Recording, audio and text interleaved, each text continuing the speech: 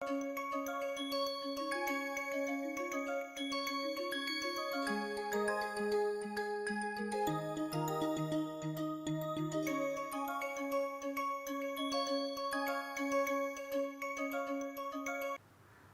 are going to begin the study of second order partial differential equations. In this lecture, we are going to study about special curves associated to second order partial differential equation.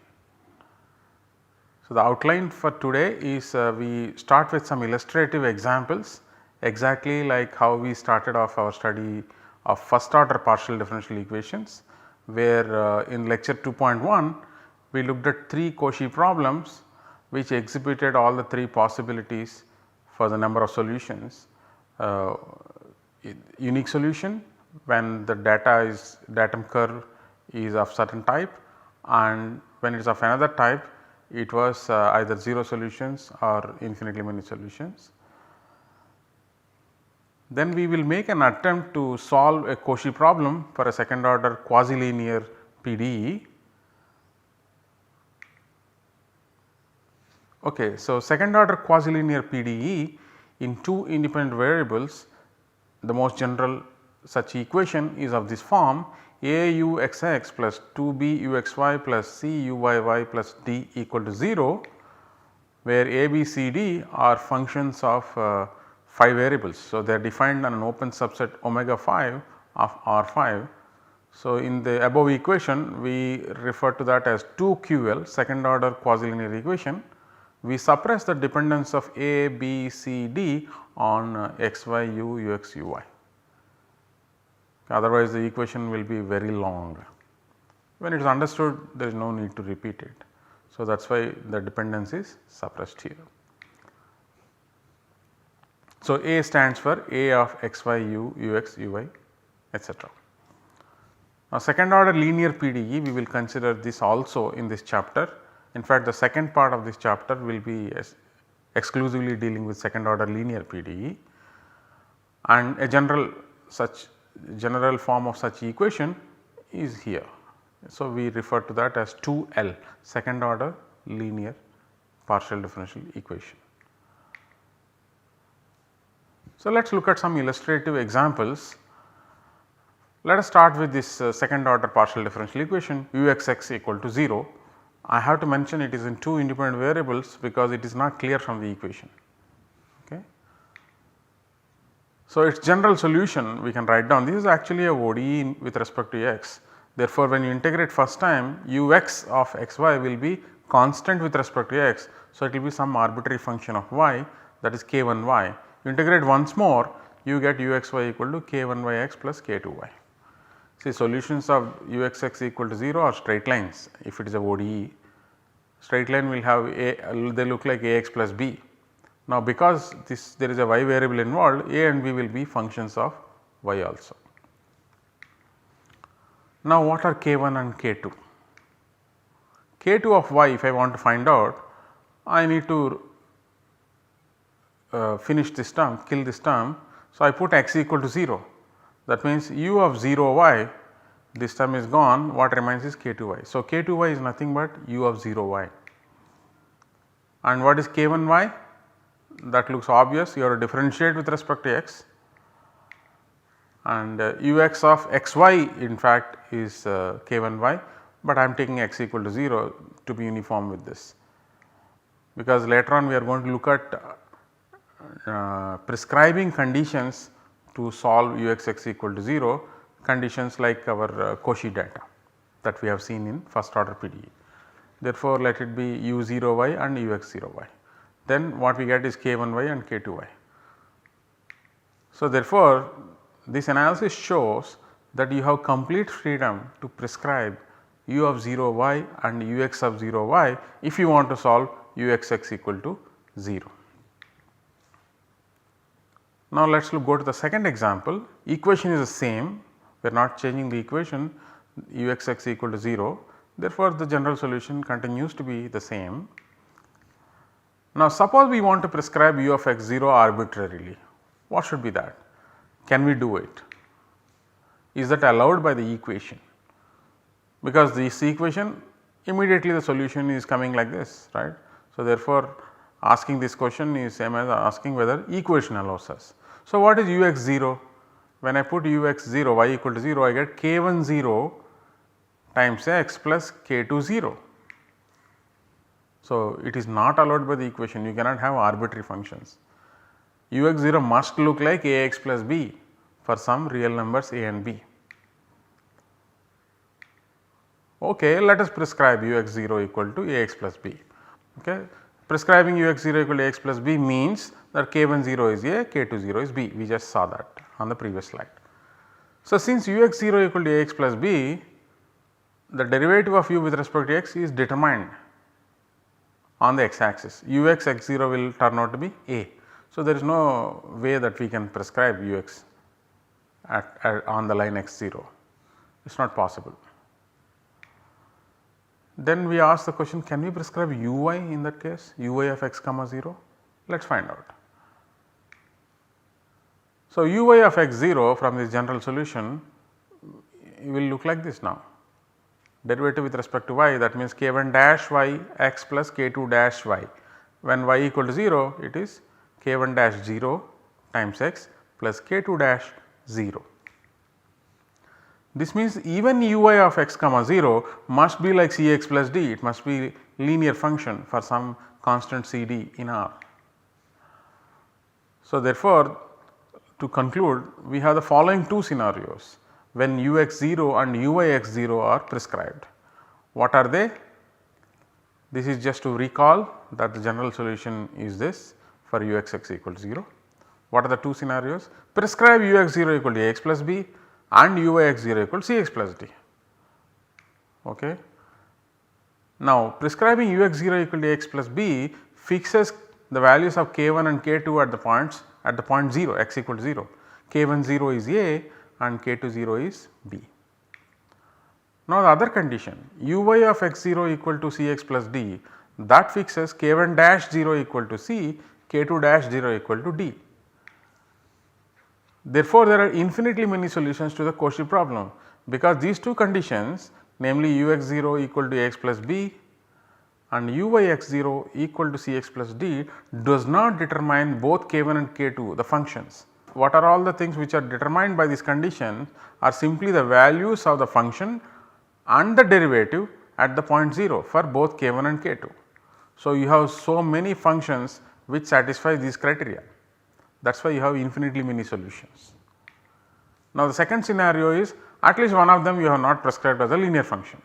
What will happen? No solutions, no solution to the Cauchy problem.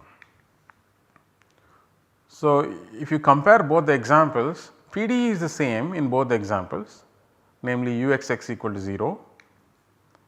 When Cauchy data is given on y axis, solution is unique. When Cauchy data is given on x axis, two possibilities exist, infinitely many solutions or no solutions. So, recall the three Cauchy problems that we considered in lecture 2.1 for first order PDEs, where we had similar observations. The curves gamma 2, which give rise to 0 or infinite number of solutions, turned out to be a special curves for the PDE, and these curves were called base characteristic curves later on. Now, the natural questions are there special curves for every second order PDE? How many will be there? How to find them? Next few lectures are devoted to finding answers to these questions. So, solving Cauchy problems for second order PDEs, we cover some preliminaries. So, we are going to pose a Cauchy problem and then implement a classical strategy to solve that. Before posing Cauchy problem, we need to introduce a few terminology, we are going to do that. So, let gamma 2 denote a planar curve described parametrically by gamma 2 x equal to fs, y equal to gs, s in I, where I is an interval in R and fg are C1 functions. Further, assume that gamma 2 is a regular curve. What does that mean? For every s in I, f dash g dash is not equal to 0 0. and geometrically speaking gamma 2 possesses a well defined tangent at each of its points. We have come across the notion of a regular curve even in the context of first order PDEs. Let n of FSGS denote the unit normal to gamma 2 at the point FSGS in gamma 2. FSGS is a point on gamma 2 and n denotes the unit normal to gamma 2 at that point defined by this, because unit normal is not unique. Okay. It will be there will be two choices. For example, if this is your gamma 2, okay, this is the tangential direction and what you have here is the normal direction. Okay. So, plus or minus of each other, we do not care which one we are taking for this problem. It should be given by this, we are giving the formula here, NFSGS equal to this. Notice this is well defined if the denominator is not 0, that is precisely the assumption of the regular curve. So, we are now ready to state the Cauchy problem. Given two functions, we will see where they appear, h and chi. Cauchy problem for the second order quasi-linear equation consists of finding a C2 function, that is twice continuously differential function, such that u is a solution to the PDE, which is the second order quasi-linear equation 2QL, and u satisfies the two conditions u of FSGS equal to Hs. That means u is prescribed at points of gamma 2 as h of s, and dou u by dou n, which is called the normal derivative of u, is also prescribed as chi s at every point of gamma 2. So, suppose this is your gamma 2 and you take a point here. At this point is like FSGS, this is how points look on gamma 2. You are prescribing what should be the value of u at this point,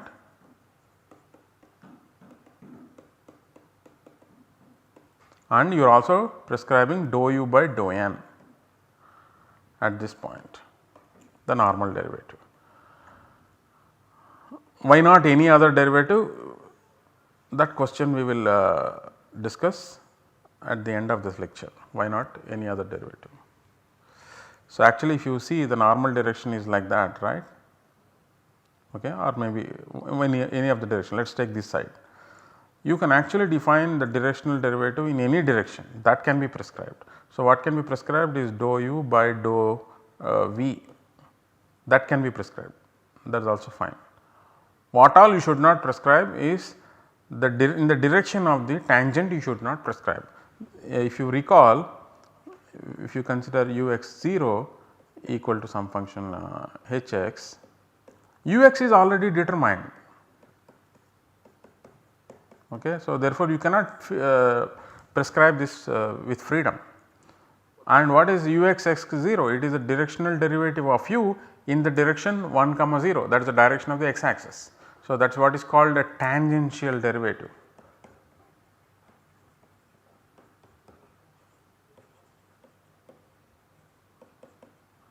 Okay. And at every point the direction of the tangent and the normal, they will be linearly independent. So, you can prescribe two derivatives, but one derivative, tangential derivative, is already determined if you have prescribed the function u. Therefore, there is this you cannot prescribe. Therefore, any other directional derivative you can prescribe where v is independent of the direction 1 0.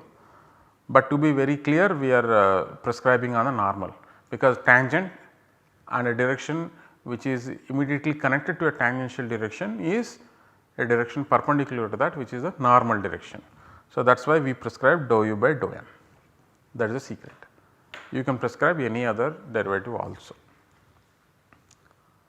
And we require, as usual, the condition should be met for s belonging to a subinterval of phi, which means we are looking at local with respect to data kind of solution.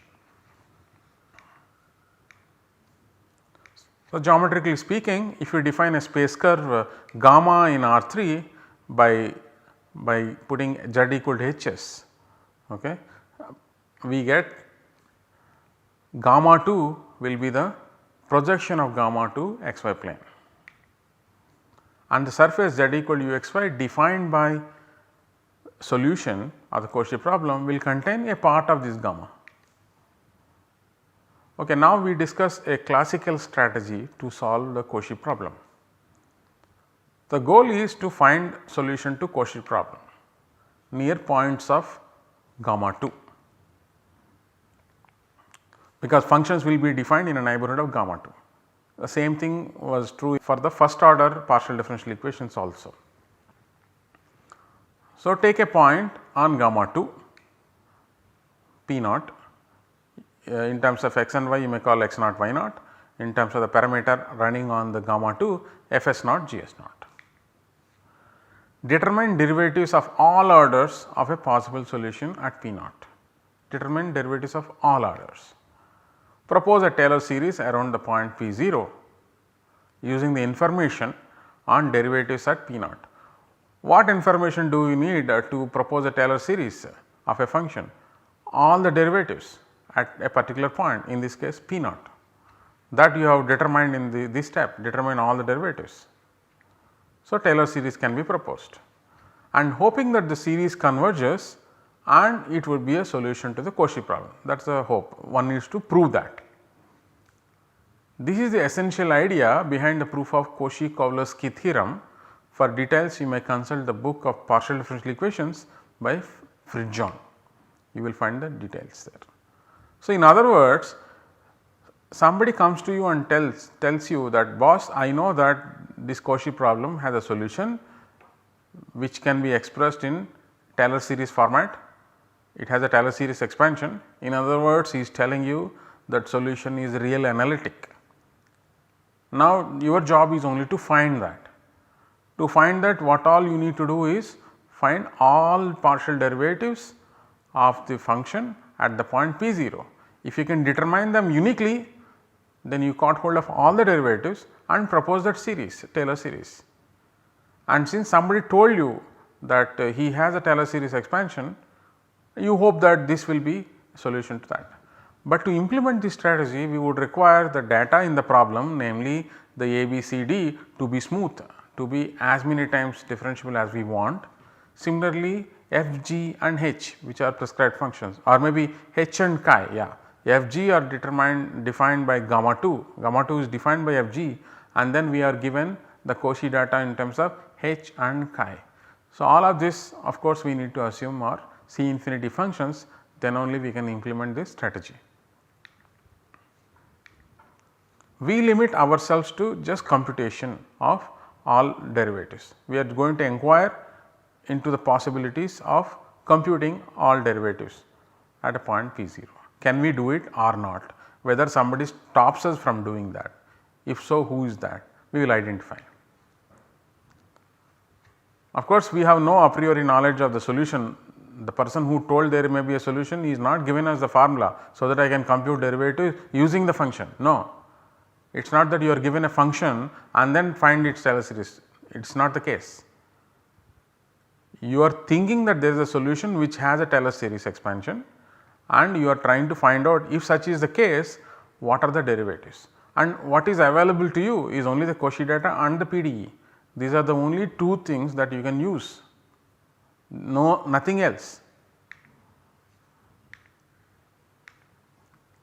So, we do not discuss the convergence aspects of the formal Taylor series, which needs to be proposed after computing the partial derivatives of all orders.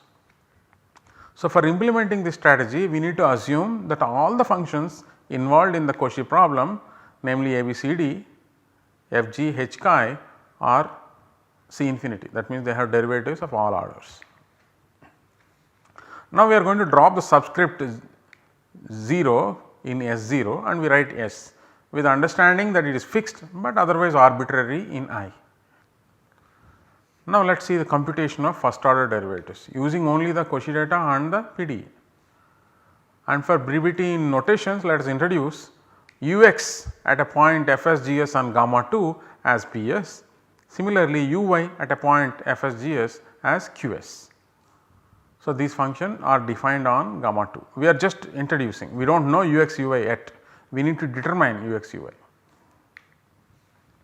So, using these notations, the normal derivative condition takes this form, minus Pg prime plus Qf prime by root f dash square plus g dash square equal to chi s.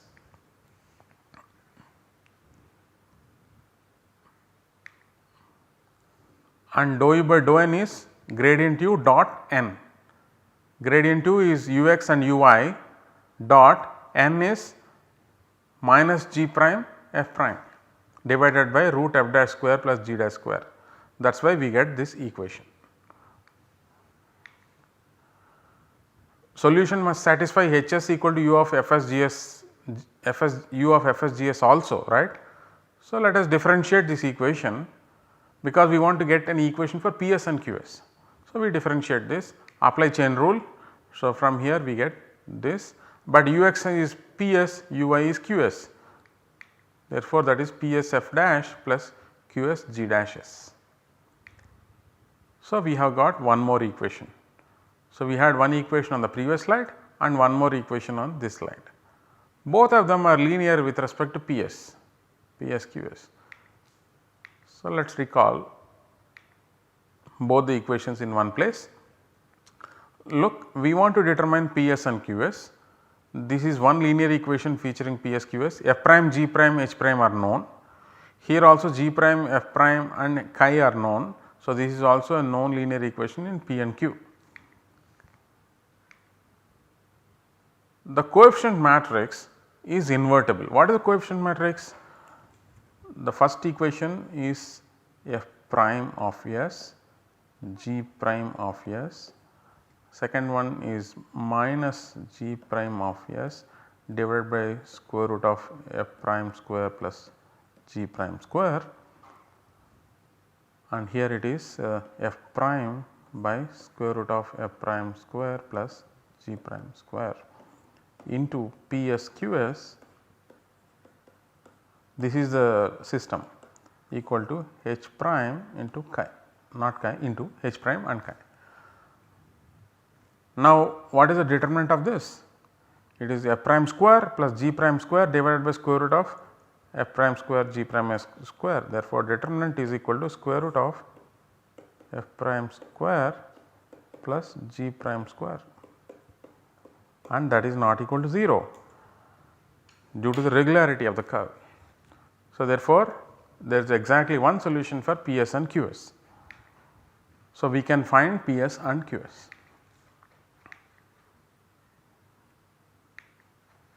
Uniquely. So, both the first order partial derivatives have been determined at all points of gamma 2 with this. In fact, we are interested in determining at some point of gamma 2 that we have fixed. Since the point is arbitrary, we are saying at any point in gamma 2 using only the Cauchy data. The PDE did not play any role.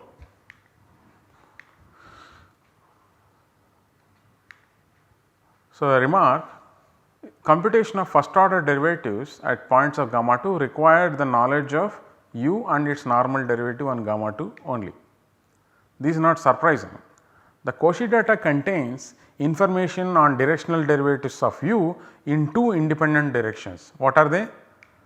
They are tangential through u of Fsgs equal to Hs, normal through the normal derivative which is given explicitly.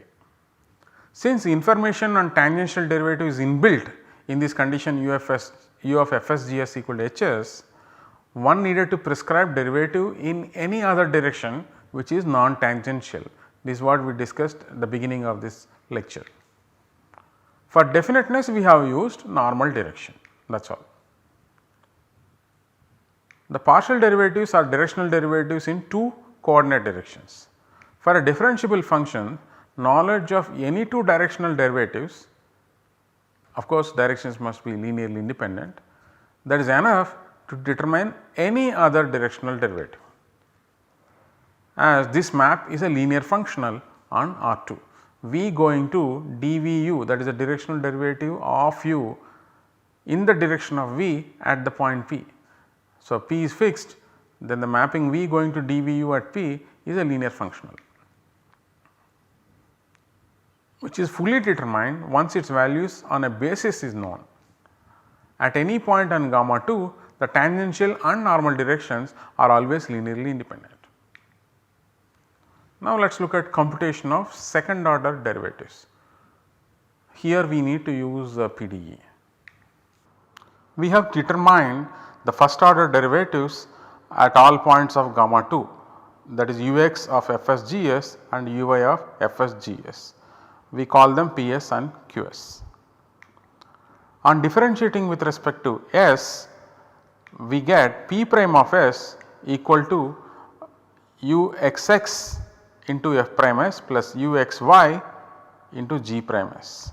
Similarly, we get this expression for Q prime S. Note here that the LHS P prime S and Q prime S is known, because P and S are known functions, this is known. F prime and G prime are anyway known. So, what are unknowns here? Uxx, Uxy and Uyy. Note that we are not making any distinction between Uxy and Uyx. Why?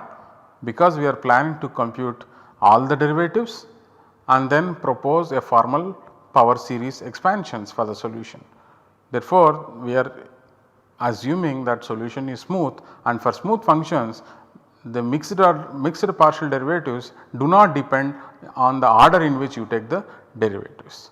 So, thus in conclusion 3 and 4 represent two equations, two linear equations in the three unknowns. Therefore, it will be nice to have one more equation so that we can hope to determine the unknown quantities, namely the second order partial derivatives of u along the curve gamma 2. So, the equations 3 and 4 feature three unknowns, which are Uxx, Uxy, Uyy. It would be nice to have another equation satisfied by these unknowns so that we can hope to determine them. The PDE, the second order quasi-linear PDE, gives us a third equation, because PDE is an expression for some combination of second order partial derivatives. Thus, we have Auxx plus 2Buxy plus Cuyy equal to minus D. I have written in this form, I have taken D to the other side because I wanted to write finally a system of linear equations for the unknown quantities, where zeta s is Fs, Gs, Hs, Ps, Qs. So, the equations 3, 4, 5 may be written as the linear system. In this linear system, notice these are known quantities, the matrix, and the right hand side is known function of S. Therefore, we can determine uniquely these quantities provided this determinant is non-zero. What is the determinant of this matrix?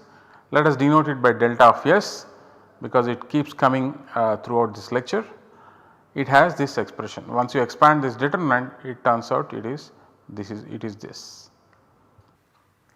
Observe that the system of linear equations on the last slide determine all the second order partial derivatives if delta S is not equal to 0 at points of gamma 2. Wherever it is non-zero, you can determine the second order derivatives at that point. So, from now onwards assume that the above condition is satisfied. Now, let us go to the computation of third and higher order derivatives. How the second order partial derivatives are computed? If you look at PDE determines a combination of second order derivatives of u along gamma 2, fine. Second thing is knowledge of first order derivatives of u on gamma 2 yields another two relations when we differentiate that with respect to S. So, that is how we got the three equations, and we could get all the three second order partial derivatives. Now, if you want to repeat the above process, what you need is a PDE which gives a combination of third order derivatives. How will you get that? Differentiate the PDE. If you differentiate the PDE with respect to x or y, you will get a new PDE which has the third order derivatives in it, fine. And now second order derivatives we know on gamma 2, therefore, if you differentiate that will give you some more relations which involve third order derivatives of u.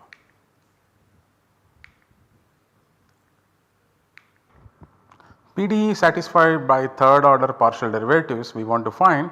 So, let us differentiate the given quasi-linear equation with respect to x. So, by product rule it turns out to be this. Okay. Notice the third order partial derivatives are appearing here and their coefficients are a, 2b and c, which are exactly the coefficients in the given equation. And this is nothing special for differentiation with respect to just x, it will also be the same when you differentiate this with respect to y. There will be a third order derivatives, a different third order derivatives, but coefficients are a, 2b and c.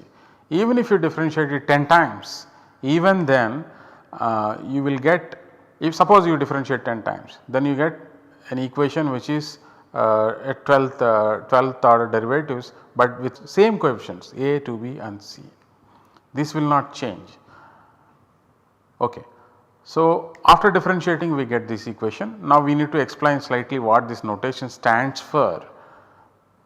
Notice here a or a, b, c, d, they are all functions of x, y, u of x, y, u x of x, y, u y of x, y.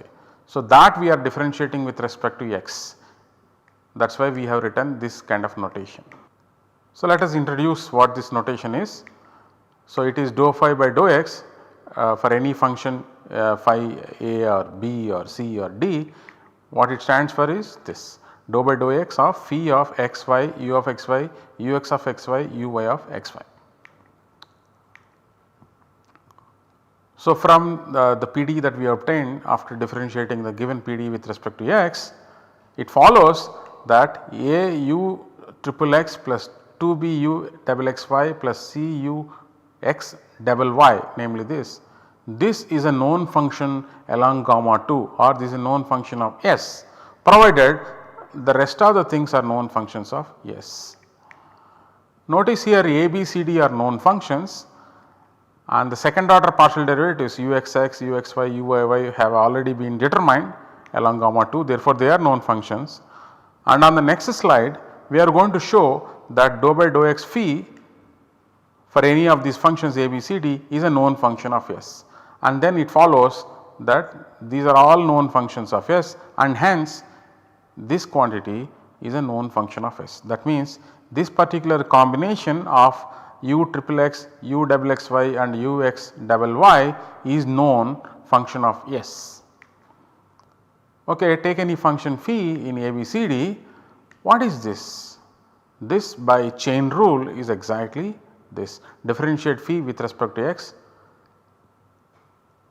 at this point zeta s, differentiate phi with respect to the third variable which we are calling z, and then that is u. So, u derivative of u with respect to x, that is why u x, and phi, this is p, this is q. So, phi p and phi q, and this is u x, therefore, it is u double x, this is u y, therefore, it is u x y. Therefore, this is a known function of S. The conclusion is that u triple x plus 2b u x x y plus c u x y y is a known function of S. What is remaining is u triple y, that is not appearing here. For that we need to work separately, we will discuss that later. The following system of equations holds for the third order derivatives at the point FSGS in gamma 2. See, we knew uxx, uxy, uyy as a function of S, these are been already determined, therefore, we can differentiate them d by ds, d by ds, d by ds. So, earlier for the first order derivatives we called pq as ux and uy, now we can call r, s and t, but it will introduce new notations, I want to avoid that, that is why I am retaining it as it is. But by chain rule this quantity is given in terms of a combination of third order partial derivatives of u. So, this we can get this expression. So, here all third order partial derivatives are evaluated at this point zeta of s. The functions on the LHS are known because we know all the second order partial derivatives of u along gamma 2. So, they are all known functions of s and hence their derivatives. And on the right hand side we know f prime g prime The only thing we do not know is the third order partial derivatives which we are trying to determine. So, the system of linear equations given by 7a, 7b and 6 is the equation that we obtained after differentiating the given equation with respect to x, and 7a and 7b are the first two equations on this slide. And the right hand sides are all known functions. I am not writing explicitly what they are because that is not important for us. What we need to know is these are known functions, these are the unknown functions which we are trying to determine, and this matrix is interesting because exactly the same matrix that appeared in the computation of second order partial derivatives, and we have assumed that is invertible. Therefore, we can determine all these three derivatives. Now, we had an option of writing equations u triple y also featuring. So, we can write 4 equations, but for this reason I avoided that. This is convenient for us. U triple y we will do similarly. How to find u triple y? Okay. So, thus u triple x, u double x y, u x y y are determined along gamma 2. What remains is to find u triple y. How do you get that? Many ways. One of them is do the same procedure. Instead of differentiating the PDE with respect to x, differentiate with respect to y and consider the last 2 equations on that slide where we had the 3 equations, the equations which came out of differentiating second order derivatives along gamma. So, exactly same computations you repeat. Otherwise, differentiate the given PDE with respect to y, and then in that only u triple y will be unknown, rest of the third order derivatives have already been determined. So, therefore, you can determine u triple y. Of course, you would need that the coefficient multiplying u triple y is non-zero, but that can be done. So, the procedure described above can be continued indefinitely and all higher order derivatives of u may be determined. There is no need to impose any more assumptions on gamma 2 other than requiring delta s not equal to 0, that is important. Of course, you need all these functions to be infinitely differentiable. Now, what are the curves gamma 2 for which delta s is identically equal to 0? This is a natural important question because such curves will prevent you from doing these computations. Okay. We may not be able to determine the second order derivatives if delta s is identically equal to 0, or even if you are able to determine it is not unique. So, we do not say it is determined uniquely, right. So, there is a trouble if delta s is identically equal to 0. What does that mean? It just means this is the equation equal to 0 for every s in I. In example 2, PDE is uxx equal to 0, gamma 2 is x axis, delta s is identically equal to 0 holds, okay, and we saw the trouble there, either there is no solution or infinitely many solutions. Now, how to find these curves, how to determine these curves? Of course, here the equation that we have is in terms of the parameter s. So, now how do I find such curves in xy plane? Unfortunately, it involves Hs, Ps and Qs, okay, because we have considered the quasi-linear equations. So, therefore, if you consider it is a linear equation, it is much easy. Okay. Assume that gamma 2 is the graph of a function, for example, x equal to xi of y, then gamma 2 will be x equal to fs which is now xi s and y equal to gs which is s. Then this equation becomes this equation. Of course, still zeta s is there. So, when the equation is linear, then C zeta s does not depend on 5 quantities, it only depends on the first 2 quantities which is x and y, fs and gs. So, writing in terms of x and y we get this equation. This is an ordinary differential equation first order, but degree 2, there is a power 2 here.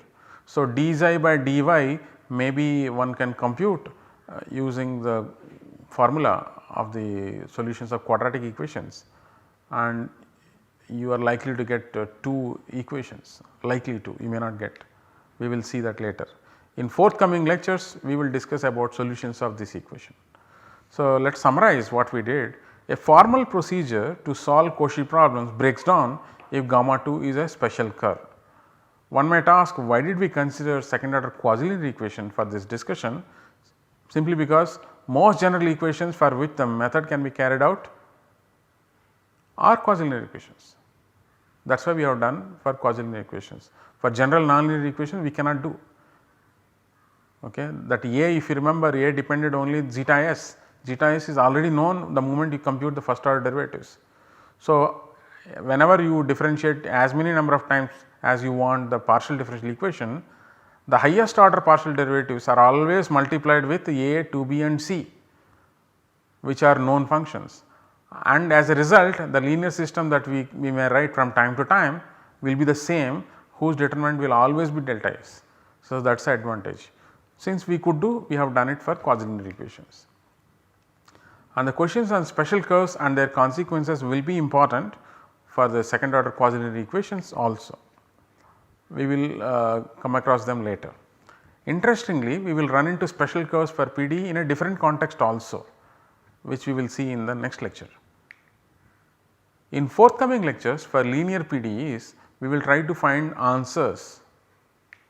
We will try to find answers to the following questions. What are that? Do special curves exist for any second order linear equation? If yes, how to find them? How many of them exist, etc. So, in the next lecture we will take up another context where delta s makes an appearance. Delta s identically equal to 0 will become important. Thank you.